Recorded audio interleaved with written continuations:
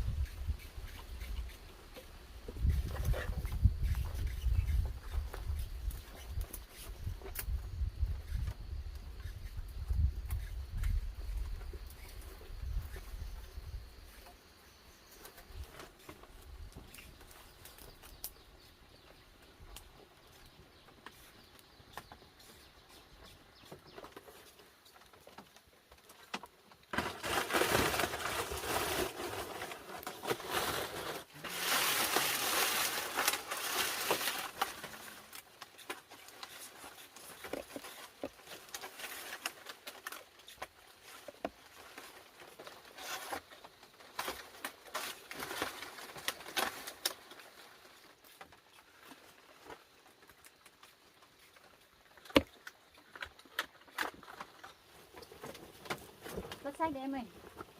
Sách thì cất sách cháu ơi để đi tìm đồ đi bán.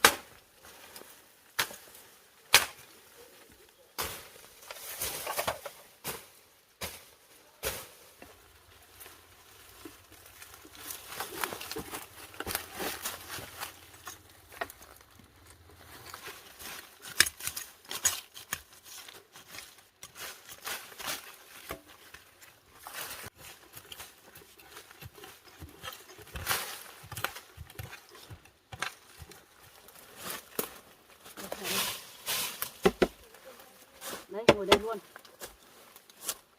Đấy, ngồi đây để mẹ đào nha.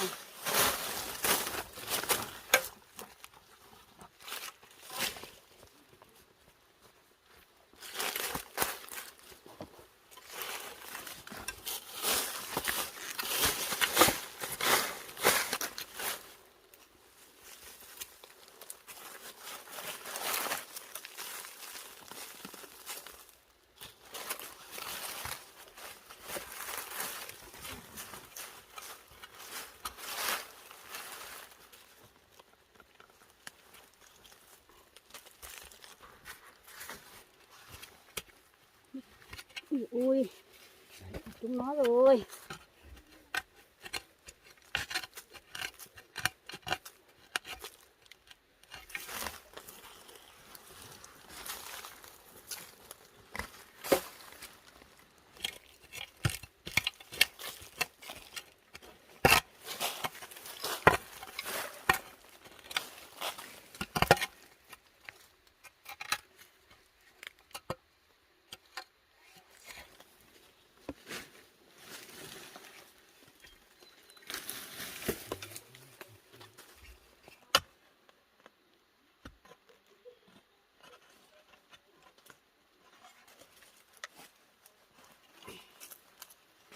To quá anh nhỉ. Ôi.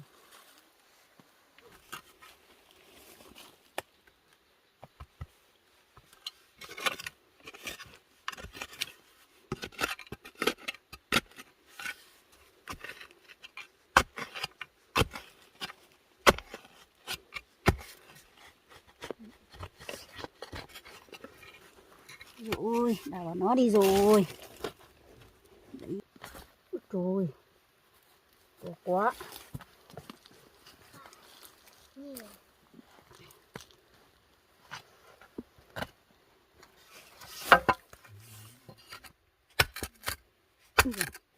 Đào vào nó đi đây.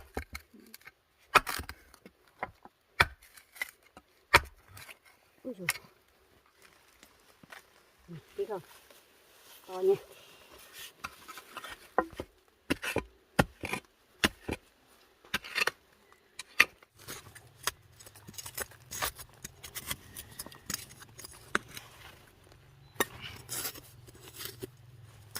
Vào nó đi rồi.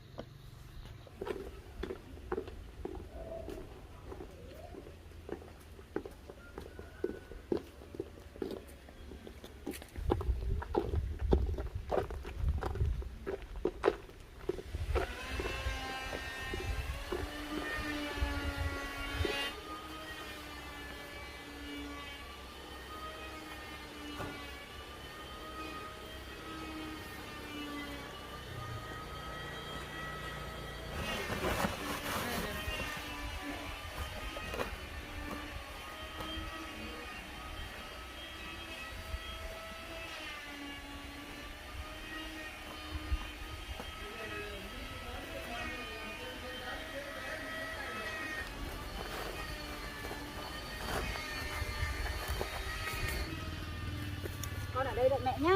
Mẹ đi vào kia hỏi mẹ cân nhé.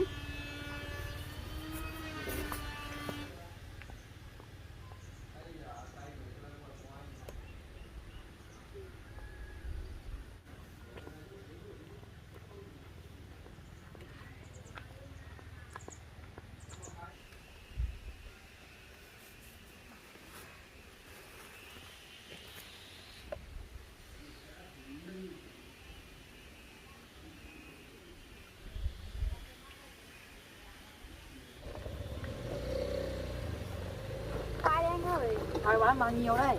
10.000 một cân ạ. Lấy cho 10.000.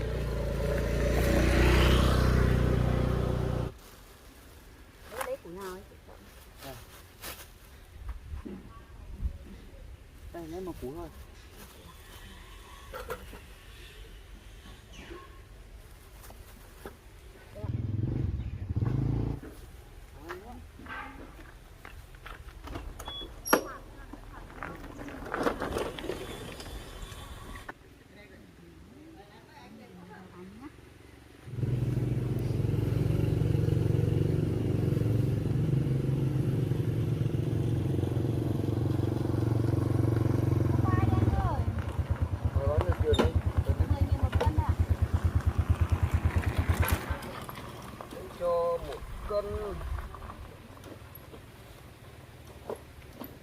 To đấy.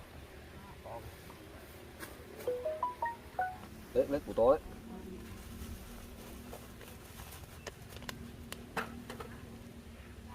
Lấy đủ 2 cân đi anh. Rồi lấy 2 cân, 2 cân. Đủ 2 cân. Rồi. Rồi, 2 cân ạ. Ngon nhá. Cảm ơn ạ.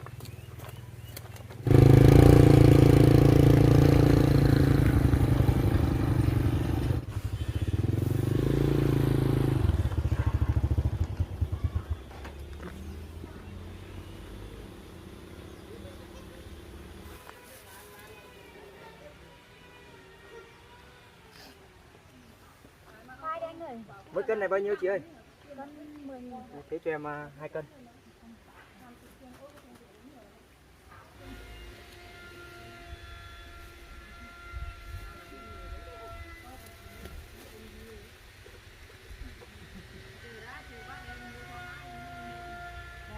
Được, em cảm ơn nhé. Chào chị nhé. Vâng ạ. Củ này bán nào đấy chị? 10.000 một cân ạ. 10.000 một cân à? Thế cho em hết đi. Em bé một khoai à.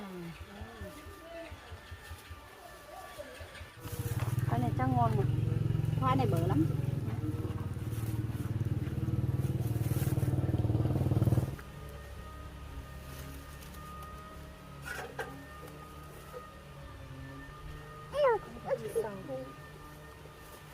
Bao nhiêu đấy? Là lấy tiền vào bằng. Ô phẳng hả? Đây, xin nhá. Xin em bé nhá. Cảm ơn nhá.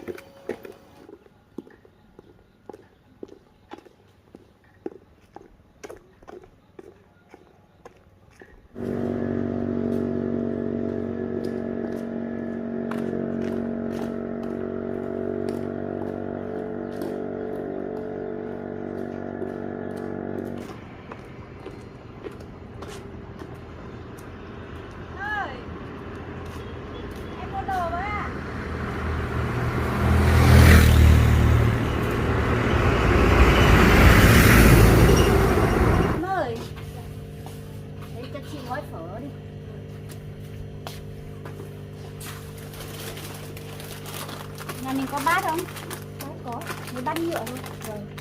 Đấy cho hai. Đi đặt một cái.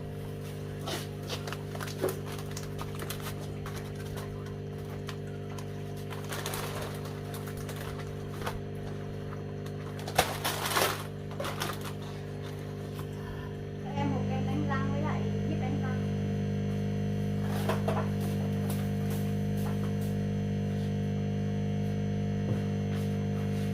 Đây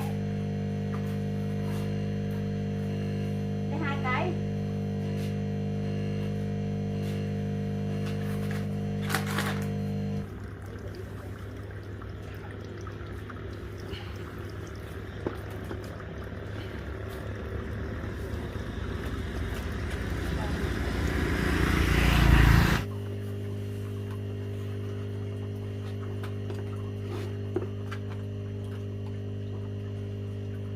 Cái này này.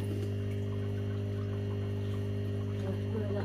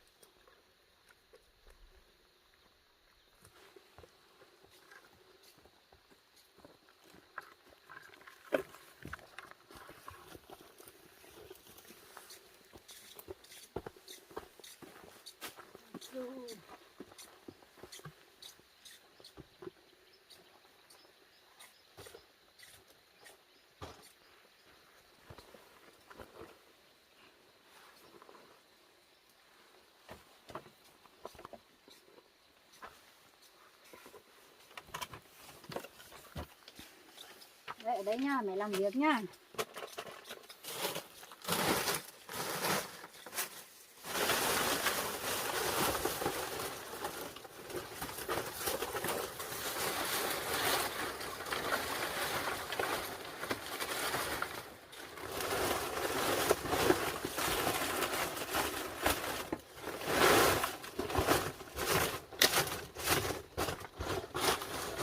Nó bị đun nha. Vâng. Cũng đang khát nước rồi.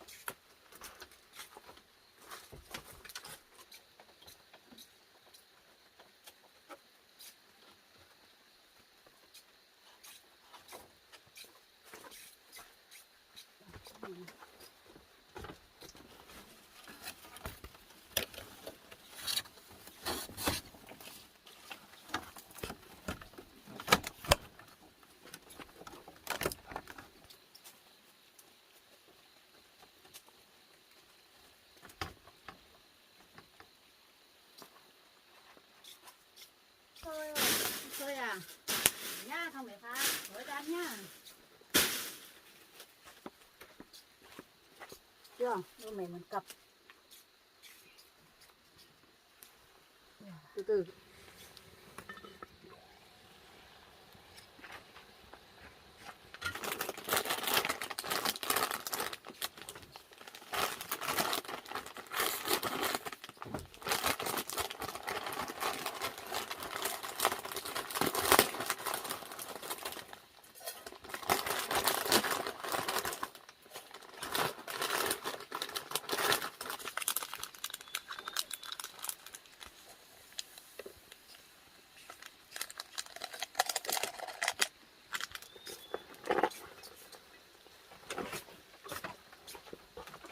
Để ra nào.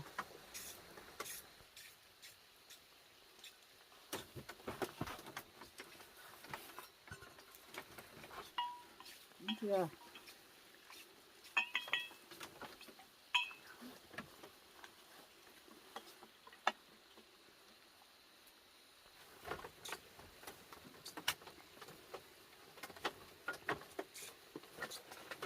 Đấy nha. Wow, ngon quá. Bát được nữa.